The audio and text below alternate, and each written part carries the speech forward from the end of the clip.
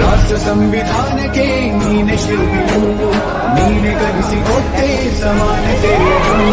ನಿನ್ನ ಲೇಖನಿಯ ಬರಹ ದೇಶ ಖರ್ಚನೆ, ಒಂದು ಒಂದು ಮಾತು ಕೂಡ ಭೀಮ ಗರ್ಜನೆ.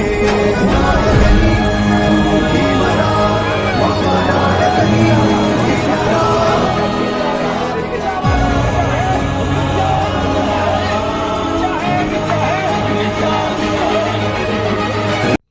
ಇದು ನಮ್ಮ ನ್ಯಾಯವಾದಿಗಳ ಹೋರಾಟ ಯಾಕೆಂದರೆ ಗೃಹ ಸಚಿವ ಅಮಿತ್ ಶಾ ರಾಜ್ಯಸಭೆಯಲ್ಲಿ 18/12/2024 ಅಂಬೇಡ್ಕರ್ ಅವರ ಬಗ್ಗೆ, ಸಂವಿಧಾನ ಶಿಲ್ಪಿ ಬಾಬಾ ಸಾಹೇಬರವರ ಬಗ್ಗೆ ಹಗುರವಾಗಿ ಮಾತನಾಡಿರುವುದನ್ನು ಖಂಡಿಸಿ ಇವತ್ತಿನ ದಿನ ಗುಲ್ಬರ್ಗಾದಲ್ಲಿ ಬೃಹತ್ ಹೋರಾಟ ನಡೆದಿದೆ.